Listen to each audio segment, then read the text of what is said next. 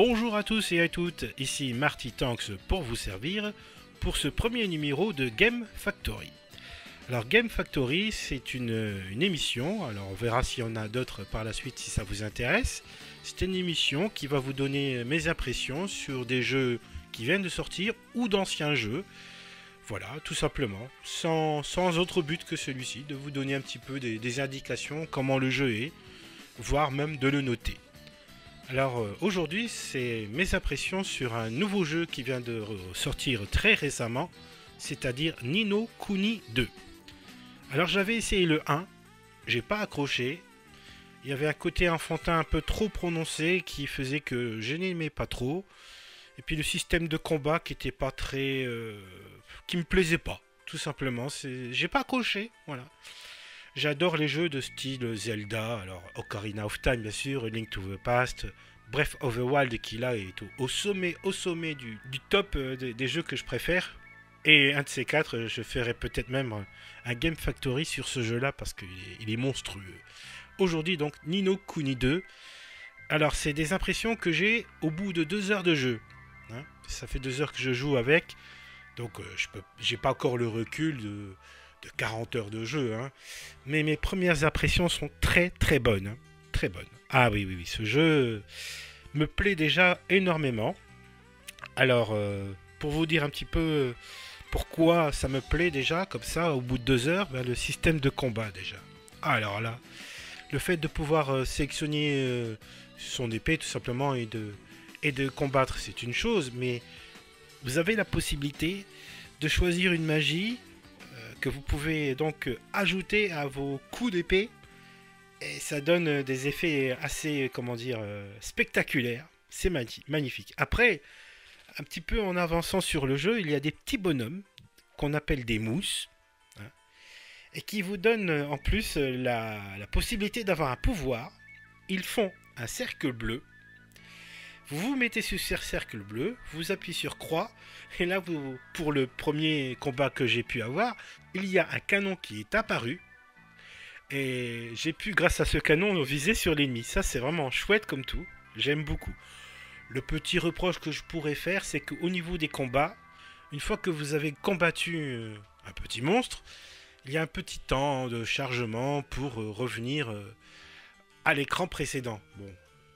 Mais comme il y a beaucoup de combats, vous voyez souvent ce temps de chargement. C'est nécessaire, c'est comme ça.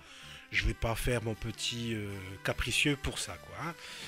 Les graphismes, c'est assez surprenant quand vous êtes dans une zone extérieure, vous êtes en petit personnage, en mini. Ils n'ont pas voulu, pourquoi, je ne sais pas, pour des raisons techniques ou alors de choix graphiques.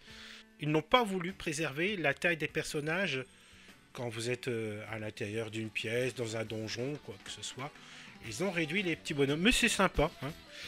Les graphismes, ne vous attendez pas à des graphismes spectaculaires et hyper réalistes. On est plutôt dans le style manga. Et franchement, autant dans Ni no Kuni 1, ça et puis le côté enfantin des combats, franchement c'était lourd. Mais autant là, c'est génial. Ça m'a passionné et en 2 heures... déjà, au niveau de la note du jeu, je lui donnerai la note de 8,5 sur 10. Je vous le conseille si vous aimez les jeux RPG, si vous aimez le style un peu Final Fantasy, surtout World of Final Fantasy, dans le côté un petit peu miniature comme ça. Et au niveau des combats, c'est vraiment pas mal. Donc le petit côté négatif, donc c'est le temps de chargement. Pour la musique, eh bien c'est bien simple. J'ai pas accroché énormément, donc j'ai baissé la musique presque au minimum. On l'entend à peine. De toute façon, je prends un jeu pour jouer avec. C'est très rare que j'accroche aux musiques des jeux. Et généralement, les jeux où la musique est vraiment super, c'est par exemple, je sais pas si vous vous souvenez, il y avait le jeu sur Super NES qui s'appelait Equinox. Bon, le jeu, il est pas génial, mais alors la musique, oh, j'ai adoré cette musique-là. C'est un petit peu hors sujet, mais bon, voilà. Voilà mes premières impressions sur Ni no Kuni, hein, je vous les ai répétées. J'espère que ces premières impressions vous ont plu. Si vraiment vous voulez encore plus de détails sur ce jeu, plus d'impressions après plus d'heures que simplement 2 heures de jeu, eh bien je le ferai pour vous, il n'y a pas de problème.